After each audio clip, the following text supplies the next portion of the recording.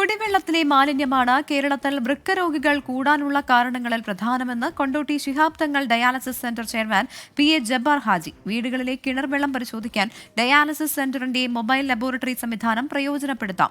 Autism ബാധിച്ചവരെയും കിടപ്പിലായവരെയും മറ്റും പരിചരിക്കാൻ steps എന്ന പുതിയ പദ്ധതി ആരംഭിക്കുമെന്നും ഭാരവാഹികൾ അറിയിച്ചു. കേരളത്തിൽ കിഡ്നി രോഗികളുടെ എണ്ണം കൂടാനുള്ള പ്രധാന കാരണം ശുദ്ധജലത്തിന്റെ അഭാവമാണെന്ന് Kondotty Shihab Thangal dialysis centre chairman PA Jabbar Haji പറഞ്ഞു. വീടുകളിൽ കിണറ്റിലെ വെള്ളം പരിശോധിച്ച് ശുദ്ധമാണെന്ന് ഉറപ്പുവരുത്തണം. ആവശ്യമുള്ളവർക്ക് വീടുകളിലെത്തി പരിശോധന നടത്താനായി വാട്ടർ അനാലിസിസ് മൊബൈൽ ലാബ് പ്രവർത്തിച്ചു വരുന്നതായും അദ്ദേഹം ജിദ്ദയിൽ പറഞ്ഞു.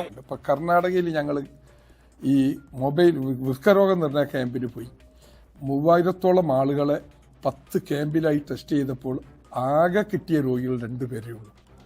എന്നാൽ കേരളത്തിൽ ഞങ്ങൾ ഒരു ക്യാമ്പിൽ നിന്ന് 21 രോഗികൾ വരെ കിട്ടിയ സ്ഥലമുണ്ട്. വർദ്ധിച്ചു വരുന്ന കിഡ്നി രോഗത്തിനും മറ്റ് കരൾ രോഗം മറ്റുള്ള രോഗങ്ങളിലൊക്കെ ഒരു പ്രധാനമായ വില്ലൻ നമ്മൾ കുടിക്കുന്ന കുടിവെള്ളമാണ് എന്ന് ബോധ്യപ്പെട്ടപ്പോഴാണ് ഇങ്ങനെ ഒരു മൊബൈൽ ലാബ് ഞങ്ങൾ കൊണ്ടുവന്നത്.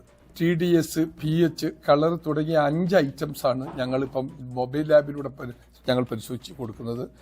ആവശ്യം വന്നാൽ ഞങ്ങൾ ആളെയും അയച്ചു കൊടുക്കും. അങ്ങനെ വന്നിട്ട് കിണർ ശുദ്ധീകരിക്കേണ്ടുന്ന ആവശ്യം വന്നാൽ അങ്ങനെ ചെയ്യും. ഓട്ടിസം ബാധിച്ച ഭിന്നശേഷിക്കാരായ കുട്ടികളെ സംരക്ഷിക്കുക, കിടപ്പിലായവരെ പരിചരിക്കുക, അഗതികളെ ഏറ്റെടുക്കുക തുടങ്ങിയ ലക്ഷ്യങ്ങളോടെ സ്റ്റെപ്സ് എന്ന പേരിൽ 40 ബെഡ് ഹോസ്പിറ്റൽ ഉൾപ്പെടെയുള്ള പദ്ധതിയുടെ നിർമ്മാണം ഉടൻ ആരംഭിക്കും.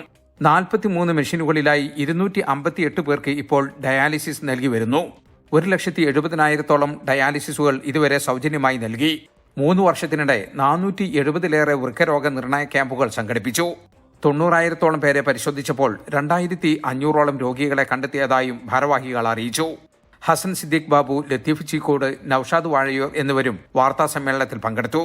ജലീൽ കണമകലം, 24 ജിദ്ദ.